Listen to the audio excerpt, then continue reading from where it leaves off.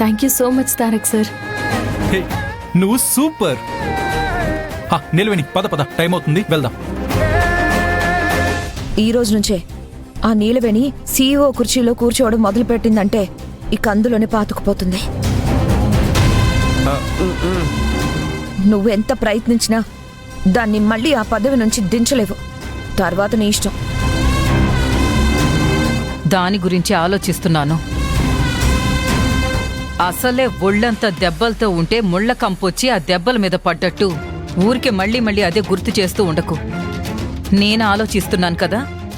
ఏంటి, నీలవేణ్ణి ఎలా దించేయాలి, నీలవేణ్ణి పదవి నుంచి ఎలా తొలగించాలని తెగ ఆలోచనలు చేస్తున్నట్టున్నారు. అర్హత లేని వాళ్ళని తీసుకెళ్లి సీఈఓ స్థానంలో కూర్చోబెట్టారు కదా.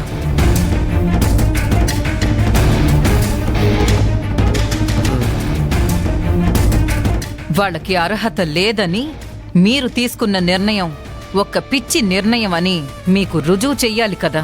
అది రుజువు చేయటం మీ వల్ల కాదులే. ఎందుకంటే తారక్ అన్ని రకాలుగా ఆలోచించే ఆ నిర్ణయం తీసుకున్నాడు.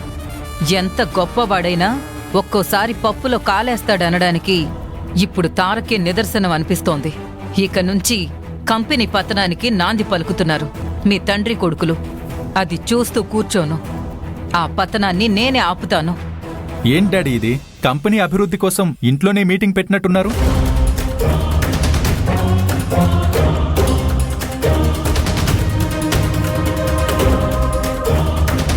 ఇక బోర్డు మీటింగ్కి వెళ్లాల్సిన అవసరం లేదనుకుంటా కదా.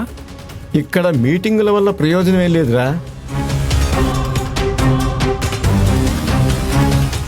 ఊరికే ఒకరి మీద ఒకరు అరుచుకోవడానికి, వాదించుకోవడానికి పనికొస్తాయి. ఇవి పనికిరాని మీటింగులు. డాడీ, మీటింగ్ అంటే గుర్తొచ్చింది. మీ ఆవిడ గారిని బోర్డ్ మీటింగ్లో 4 ముక్కలు మాట్లాడమని చెప్పండి.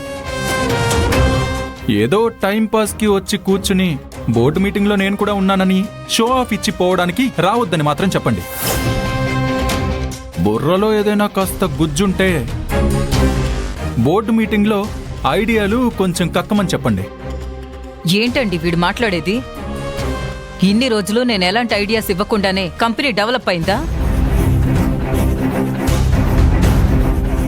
కంపెనీకి ఒక మార్గదర్శిగా నేనొక దారి వెయ్యకుండానే కంపెనీ ఇంత అభివృద్ధి చెందిందా?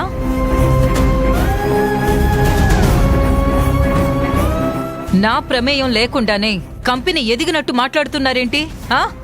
నా వల్లే అయిందని డబ్బాలు కొట్టుకోవడం కాదు.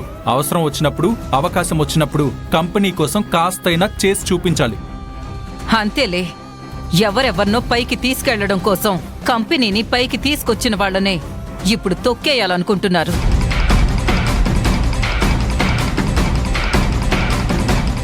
వెనక వదిలేయాలనుకుంటున్నారు. అది ఎప్పటికీ జరగదు. డాడీ, నాకు ఎక్కువసేపు డిస్కస్ చేయడానికి టైం లేదు. ఈ రోజు మన కంపెనీ సీఈఓ అయిన నీలవేణి ఒక గొప్ప ఐడియా ఇచ్చింది.